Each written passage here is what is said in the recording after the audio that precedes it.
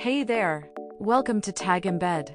In this video guide, you will learn how to embed RSS feeds on your website. Let's begin. Sign up to Tagembed for free. If you already have an account, log in using your Google, Facebook, etc. account. Or you can simply fill in your credentials. After signing up, you have to choose a widget product you want to start a free trial of. Here we will choose a social widget for the RSS. Select RSS as your source to collect feeds. Now generate the RSS URL you want to collect feeds from. Copy the RSS URL.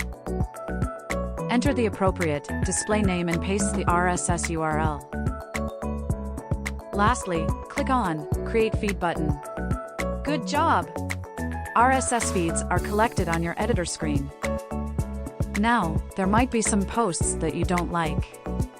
For that, go to the Filter and Moderation panel and turn off the toggle button provided on top of the posts that you don't want to include in your gallery.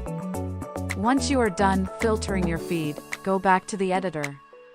You can also customize your feed by going to Themes under the Personalize panel.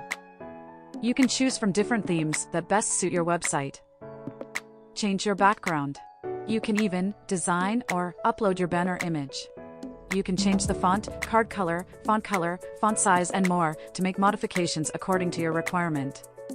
Theme settings apply dedicated settings to your theme from wide options. You can also adjust the width of your post and alter the post spacing. After making modifications, click on Apply Settings. Congratulations! Now you own a personalized RSS widget. And now, it's time to embed the RSS feed on your website.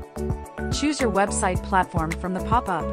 Here you can adjust the width and height of your widget. And click on the Copy Code button to copy the embed code. Open your website's backend and paste it in the backend.